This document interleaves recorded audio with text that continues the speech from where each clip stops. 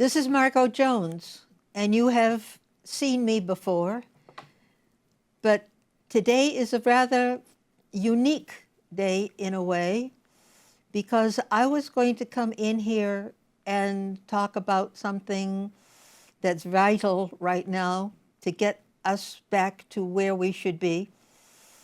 And I think we're all looking forward to getting back to where we were.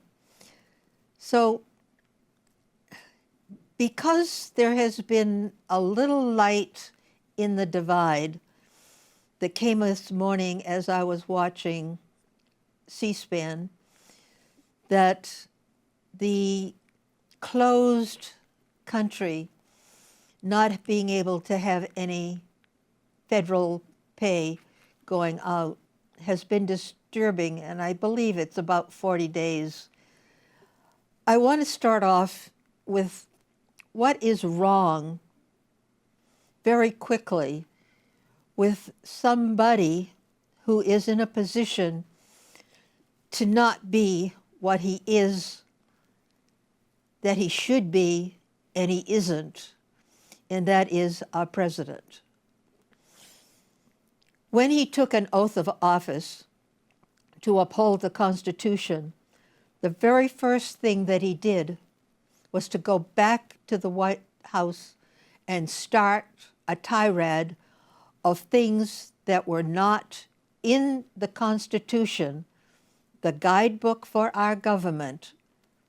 And it started like firing over 1 million people, the heads of departments, pardons for insurgents of the January 9th, whatever the date was, of attacking the Senate. These are all the very first day. He does not have the power to do those things. And it is, I believe, our Supreme Court that gave him immunity when the Supreme Court has the right to decide favorably or disfavorably on a case brought before them. So, in my estimation, something's wrong with the system of the people in our Supreme Court right now. But that's not my major concern. It's just something that has to be brought to your attention, people, that the Supreme Court is not the lawmakers. But we have this fellow that has decided that he can do whatever he wants to do outside the Constitution walls. And when you fire somebody in the other chambers, you have people ready to take their place. We don't know these people. They weren't elected, but they are given the position of knowing all of the information about anybody in this country. That would be a concern, should be a concern to you, but that happened. These unknowns, these people we don't know anything about, went into the new department. They went into the Senate, the House of Representatives, anybody in Congress that had been fired, they were replaced. And then we have the people that our fearless leader has called in to take off the 3,000 a day people to be deported. Again, who are they? They are, again, the unknown. And so we have a lot going against us. One of the things that our fearless leader has taken as responsibility away from the Congress are tariffs. And in the process, he has alienated Canada, Mexico, anybody on the Atlantic on the other side, out there in China, anybody. He has alienated those. This raise in prices are affecting our population, but he has just said, oh, they will understand. in time, and so inflation has begun. People are being charged more and more. And the decision of the president to separate the people, the Republicans and the Democrats, one against the other, only really began to show to the surface on the No King's Day. People were getting a little annoyed at what this president was doing outside of his jurisdiction. And as a result, they had not an uprising, but a display of concern. And it happened to be Los Angeles, California. And because this is something the president does have. He has the Air Force and, the Defense Department on his bailiwick. Oh, interesting spot right now. The president in our Constitution has very little space to do anything. The only thing that is on there is the defense of our country. Notice it's the defense of our country. Why is he then, because of this uprising, he calls it, in Los Angeles, California, does he send in the troops without having any preparation? It takes 3 days to prepare our forces for deployment. But no, that very day, he had to go. And therefore, we now have invasion within our own country. First time in the history of our country. So we have a president who likes to do things his way. And because we have this separation now between him as a Republican and them as a Democrat, we have brought about, I can invade if I find a purpose to go anywhere. And one of the cities that he has chosen, Washington, D.C., didn't seem to resist, and they even had a lowering of the crime rate. But there were things that the forces in Washington, D.C. did appeal, and they are there. But Chicago, Illinois, the president didn't go into the state governor, he didn't go into the city mayor, just into the city. And they're still in an uproar, probably even worse than usual, because the icemen are there, and we have the icemen and we have the servicemen in a city that doesn't need them. They have told the people over and over again, we don't need you. But they're there, and once you're in, the president cannot change his order. So we have a split, a really big split developing. The president has all these people that voted for him to be in office, and then there's the other half of the country that he has absolutely no care about. And if you get nothing out of this talk that I'm giving you right now, is that he likes them and he does not like the others. And that brings us almost up to date, but let's see what other kinds of things I can. The big bill. This is one of the things that he finally realized, that you have to have something that goes to the legislature in order to be passed by them to put into form. So he prepares, I believe it's a 900-page big bill, and one of the things that he does in there is to take away where the money goes into his control. Now, it brings up a very important thing, money. All of the money that he is spending is our money. It got there because of us. And where did he send $600 million? Argentina. Why? Because he liked their government. Now, nobody gave him permission to do that, but I liked the country, was his response. Somebody told me that $600 million is not an awful lot of money in our budget, but it certainly could cover a lot of things for us here at stateside. So let's continue on before I lose where it is that I am. So we have this big bill, and one of the other things besides very lot of money in the Defense Department is the border people taking care of all the things that now the border is closed. There have been buildings built, they are serviced, and now they are empty. It's only 6 months into our, maybe it's not 6 months, maybe it's almost 8 or 9 months. I forget that we're now in November. Okay, so we're getting close to the 9 months.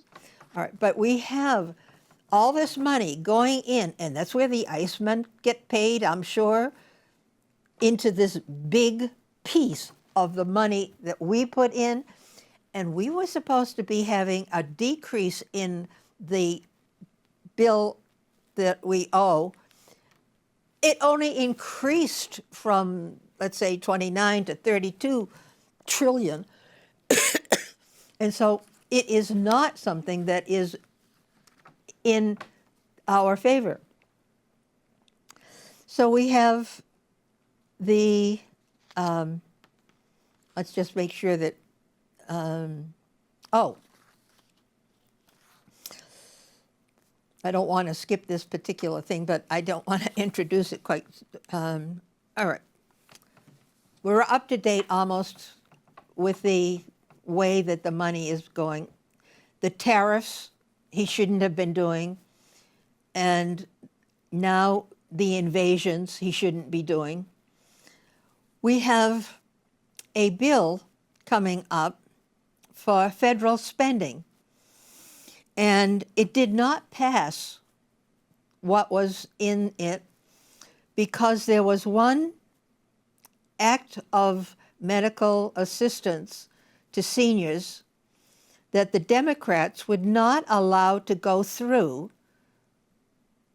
and stalled. But let's put it in the way I see it. I convinced somebody that's very dear to me that her point of view and my point of view were different. And let me show you why I have my point of view. And it goes like this. We have the Democrats wanting to put through assisted medical coverage, senior citizens, and they will not accept the proposal for paying all of the federal government workers unless this particular item is accepted to go beyond December. Medical aid to the, I'm one of them, so I should remember, but senior citizens. So let me put it quickly so you might understand what I'm trying to say. The Democrats did not pass the pay bill unless on it was going to be covered medical assistance to the senior citizens. Okay? They are asking for to get things done to help people in our country. The response was by the Republican, no, we will not accept that condition. 40 days later, did you hear 40? It could be 38 or 39, but 40 sounded like a really good number. The people on food stamps, all kinds of things were shut down.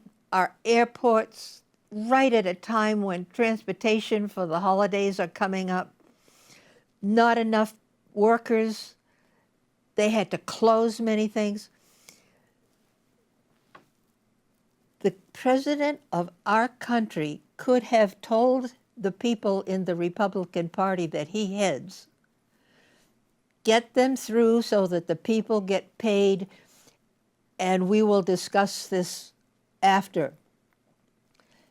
He is still giving orders. The Democrats asked for something. The Republicans said, no way, for 40 days. Result, close down of our entire country in all different kind of branches, food and the transportation being the biggest things that have affected the people. And now the people are beginning to understand there is something in our country that we don't need, and it is the wedge that has been put in our populace between the Democrats and the Republicans. And what is that wedge? It is the president. If he was not there, we would probably have back the country that we should have had he not been elected to president. He should not have been on the ballot.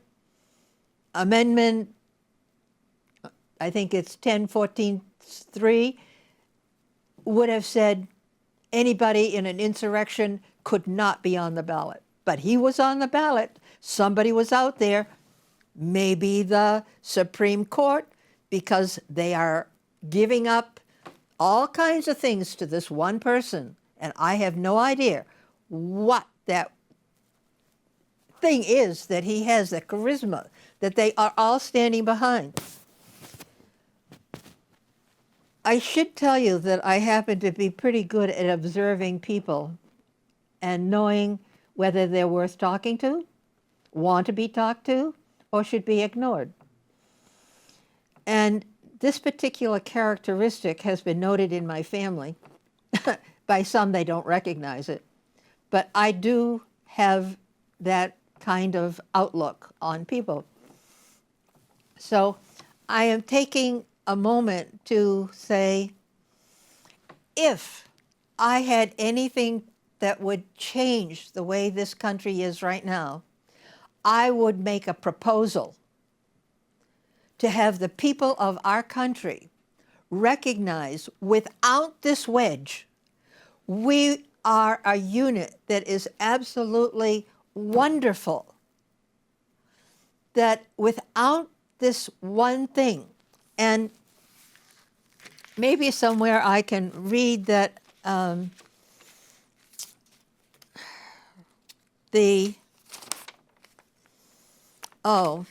where do we stand? We stand a country divided by this man, and somebody was killed giving a lecture on political freedom. Thousands of people were there. And I don't know really what political freedom is, except for government that controls all issues of this country. How much you get paid and what to do with it. No way of determining the direction of our country. That is political freedom? In my estimation, that's communism. If you were in a communistic country, all the decisions would be made by government. And to me, that says political freedom. If you don't want to be involved in the government, that's your choice. But without your choice, we are now in the situation we are in.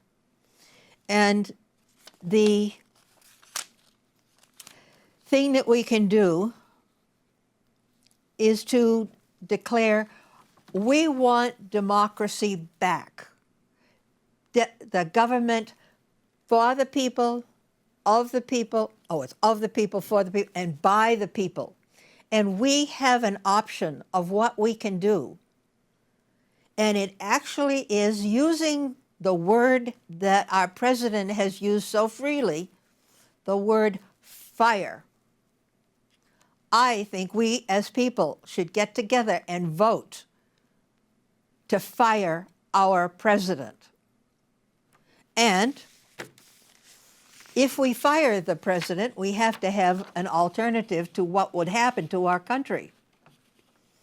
The firing of the present administration, the president and the vice president, is the proposal. The leadership of our country would be to select by the leadership of the country would be by the selection of the choice of both parties, one Democrat and one Republican, to work together as the head of our country. The position of vice president would be the same way as always. The Constitution describes it as the Speaker of the House. There are issues if we decide that we don't want this president. What would it be? Would it be that it would have this? Or should we have a president still, in other words, by firing, he wouldn't be there. But if you wanted him still in office, to take away all except for what it would he control, but not to destroy democracy the way he has done so. Changes that need to be made. These are things that have been taken away. The return of the heads of securities. The icemen, if they continue to erase, will have to record every arrest as where, why, who, and by whom. Masks not to be used. Tariffs, the borders of our country, grants, education, and all the other things that he has taken money away from. Brings up that interesting thing. Trump has absolutely destroyed a lot of our judicial system by firing judges that do not agree with him. That is something that has got to change. We have to get back our trust in the judicial system by people who have to stand up and say, it shouldn't be the way he wants. It should be the way it should be. Immunity. Where does the Supreme Court come up with being able to grant immunity to a president? We are all equal. Pardons, the excess of his pardons. He's pardoning murderers and everybody else along with it. I did mention the Supreme Court. Social Security. The whole country wants to have a fund that is there for them when they need it, not to be used as a piggy bank for somebody else. The Secretary of State needs to be replaced as well as the basic administration. All the secretaries of committees will be subject to review.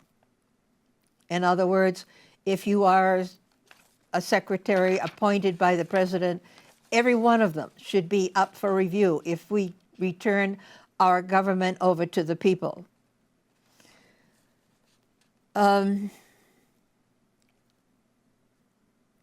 There are countries that have been put on the bad list, and they shouldn't have been.